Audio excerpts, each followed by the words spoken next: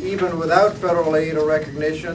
During my time in the Virginia General Assembly, I had the privilege of serving on the study committee that looked into the state recognition of Virginia's tribes.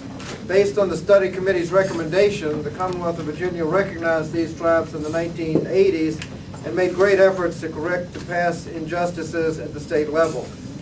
This Recognition Act will ensure the rightful status of Virginia's tribes in our nation's history. Federal recognition will provide housing and educational opportunities to those who cannot afford it. Federal recognition will also promote tribal economic development that will allow Virginia's tribes to become self-sustaining. Again, I want to thank Senator Webb for your great leadership, and of course Jim Moran, who's been carrying the ball for many years, making sure that we can get to where we are today. Thank you very much. Appreciate you. Thank you. Jim, go ahead. All right, Jim, thank you. Thank you for so many reasons, and Bobby, thank you. We're going to get this bill done. The Thomasina Jordan Indian Tribes of Virginia Federal Recognition Act. Do you know the story why we named it after Thomasina Jordan, Jim? This would appeal to you. Have you heard it? The Thomasina Jordan was a constituent. I don't think she ever voted for me, but anyway, she was a Republican. But she came in, and she was so frail. They wheeled her in, and she asked if I would bend my head down so she could whisper something in my ear. And she said, Jim, you've got to promise me you're going to get the Virginia Indian Tribes recognized. And what was I going to do? What would you have done? Said, I promise. I'll start doing some research. Well, that's why you're a senator and I'm in the little one.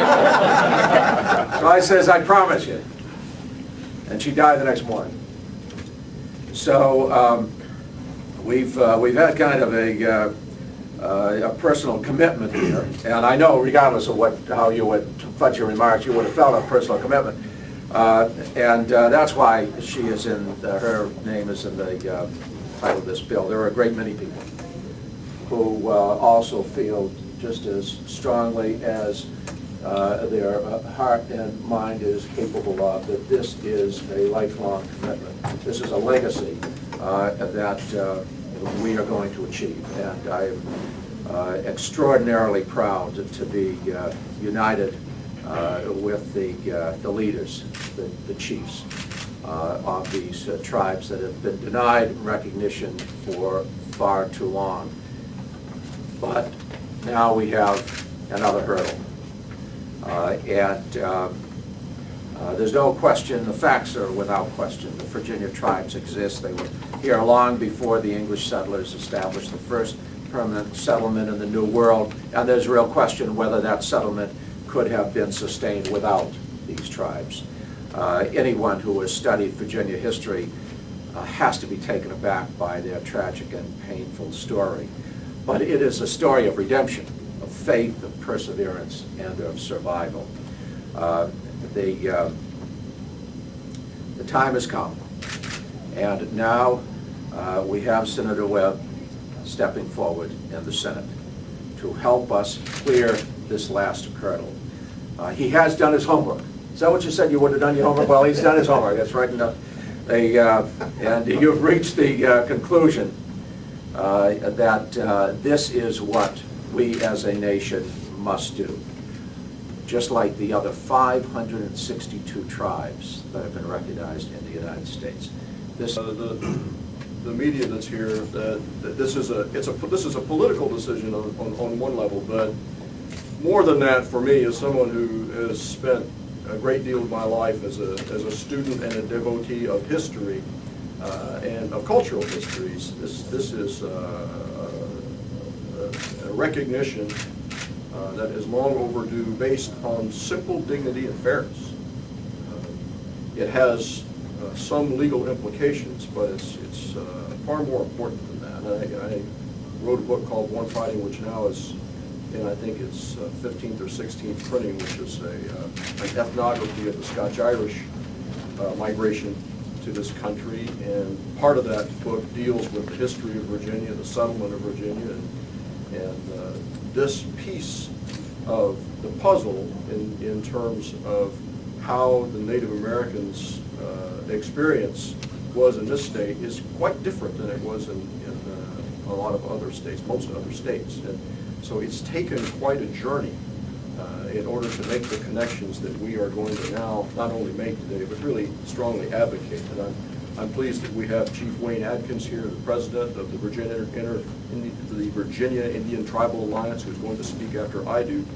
But those who participated with our office in this process, I think there were some frustrations early on, I think will understand the care and the deliberation that we put in to coming to this conclusion. I asked on a dozen different occasions questions that were designed to establish the validity of these tribes in terms of their historical lineage, and tried to figure out whether we should pursue this through the Bureau of Indian Affairs, and why in the past this has gotten held up in that process. And we have the answers. And these 6 tribes clearly meet the standards, the historical standards that should be applied. The process at the Bureau of Indian Affairs, on the one hand, I think is overcome with its own bureaucracy, its own bureaucratic burdens. We're told that it could be 12 to 15 years of validation on this, so even though there's been years that have gone into it. But also it's, from my questions and trying to come to some sort of understanding about why this has taken so long, there's a difference in the tribes that were in the center part of the country, the tribes that had been relocated after the Trail of Tears, and the Plains Indian tribes in terms of being able to establish their historical validity. You can go back to a recent history, a more recent history. You can go back to specific areas of land, tie the history in, make the determination, and move forward. The long history of Virginia, for a lot of different reasons, made that a much more difficult process. And as a result, I believe strongly that this is the way for us to go forward with this piece of legislation. I'm going to work hard with Senator Dorgan to make these points to him, and hopefully we can move this process forward in a very reasonable amount of time. This, as Congressman Moran said, this is not a new process in terms of precedent for the Congress to federally recognize these tribes, and every piece of evidence indicates that this is what we should be doing right now. With that, I'd like to introduce Chief Atkins and let him make his statement. Thank you, Senator. Good morning. My name is Wayne Atkins. I'm a member of the Chickahominy tribe. I'm actually the second assistant chief of the tribe. And I'll introduce the other tribal leaders in a few minutes. As Congressman Moran just said, about 8.5 years ago, we set off on this process of trying to obtain federal recognition for the Virginia tribes. Thomasina Jordan was the one that led that effort. All along the way, we faced every challenge that's come up. We met the challenges, and along the way, by meeting those challenges, we've also gained support from other people. And thanks to Congressman Moran and his hard work, and Congressman Scott, we're able to get to this point. And thanks again to the hard work of the 2 congressmen and their staff, as Congressman Moran said, we've met the unprecedented milestone of passing through the House this year. It's the farthest out legislation has ever gotten. So in May, we passed through the House and moved over to the Senate. Again, I'd like to thank both of them and their staff for their hard work. During the same time, we've been participating in various events that commemorate the 400th anniversary of the founding of Jamestown. We are celebrating our history, and we're sharing it with the other citizens of Virginia. And throughout that process, we've gotten overwhelming support from the citizens.